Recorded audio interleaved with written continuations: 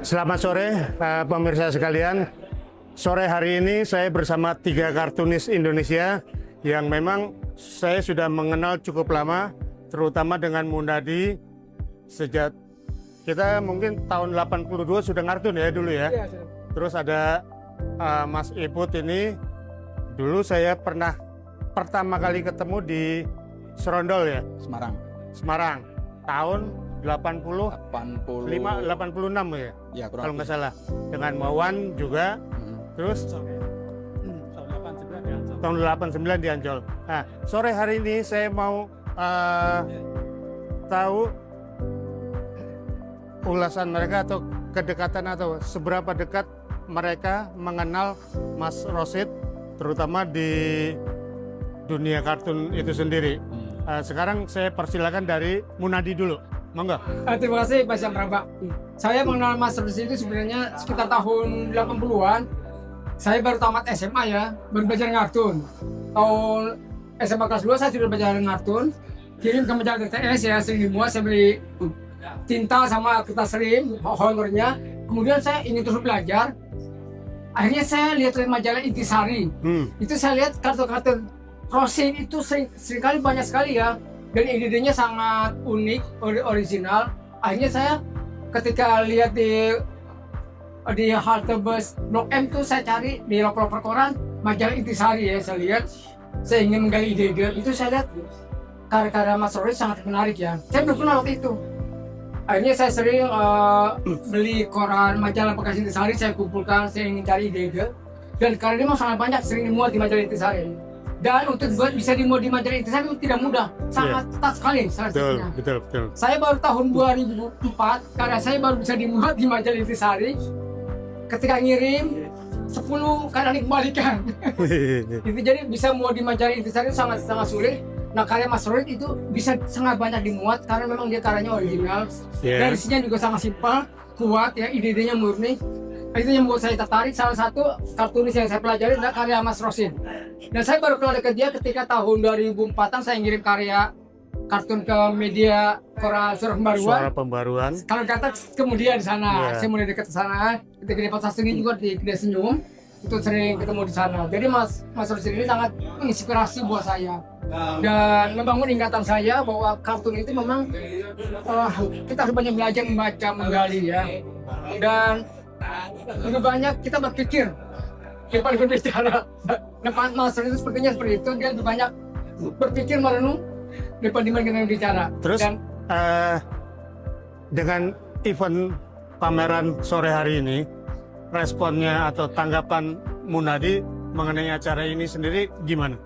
Ini sangat penting karena ini merupakan perspektif ya buat Mas Rosid ya, dan juga buat kita semua bahwa kita harus tetap berkarya.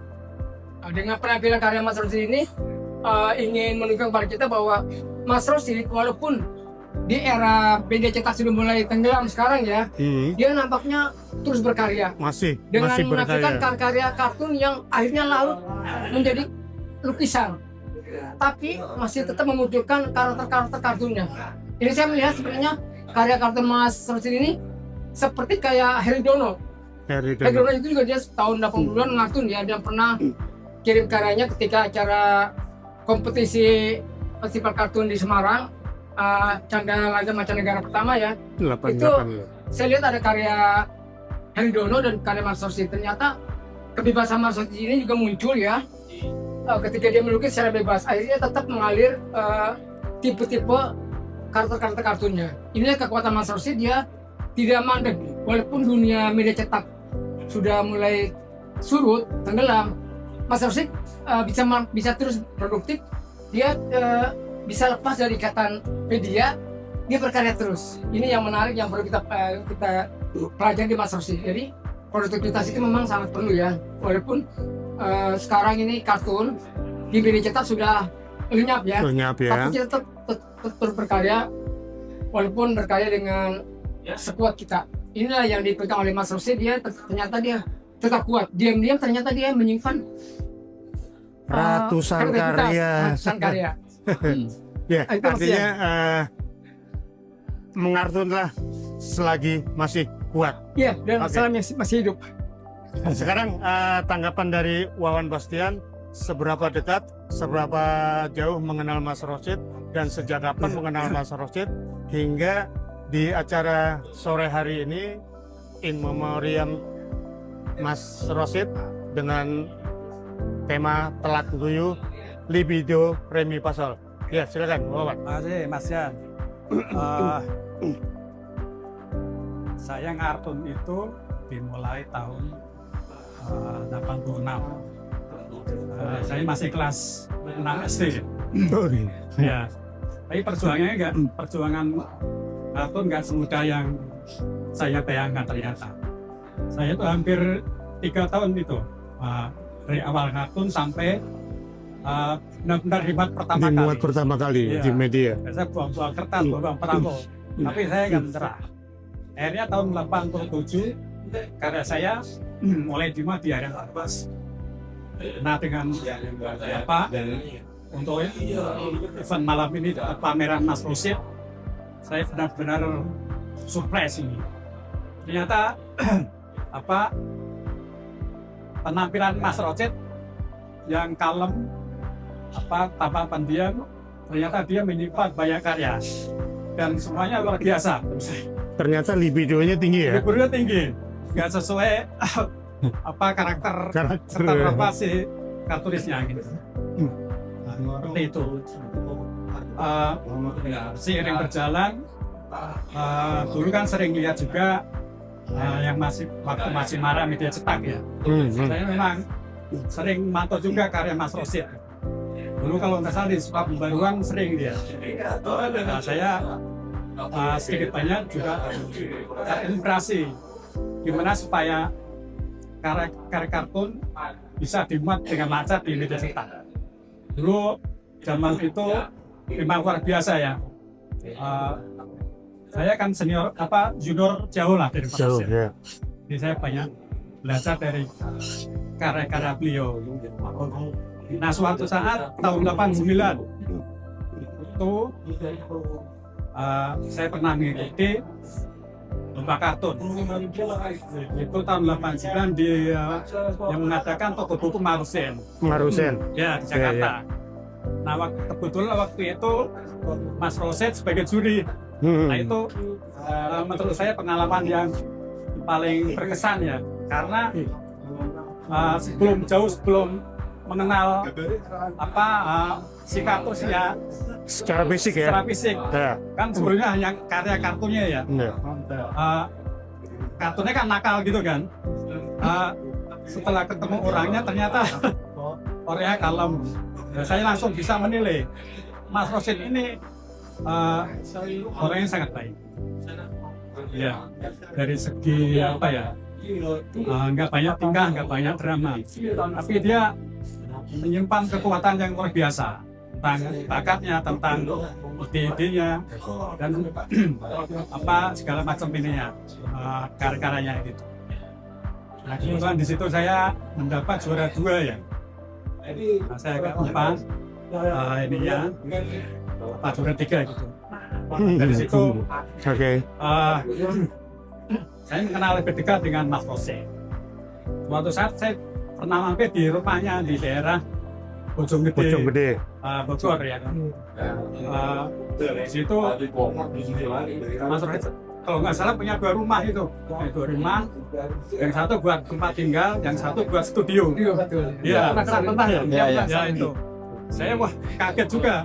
Ternyata Mas Rosid yang saya kenal selama ini nggak pernah mungkin jarang terfokus ya.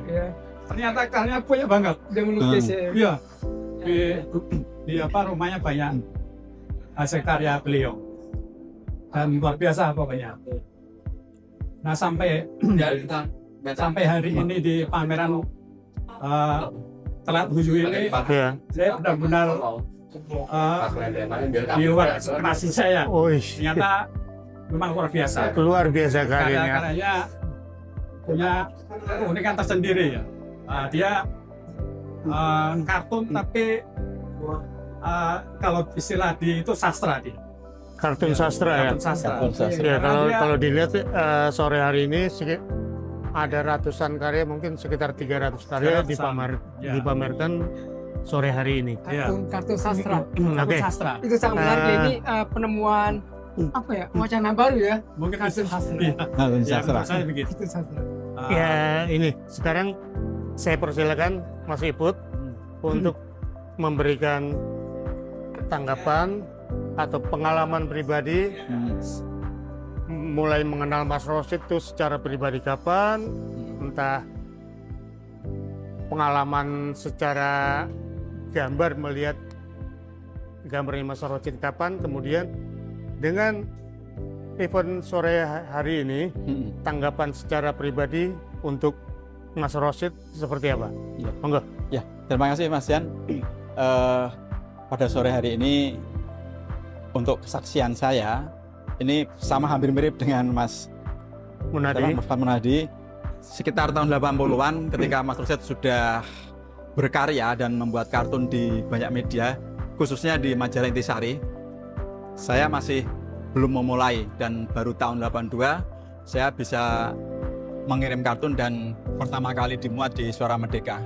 Itu pengalaman, artinya dari media Intisari tersebut kita bisa banyak belajar.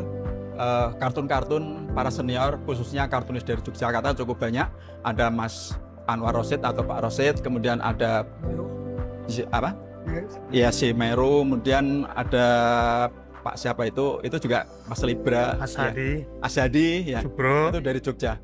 Itu yang menguasai di media majalah Intisari.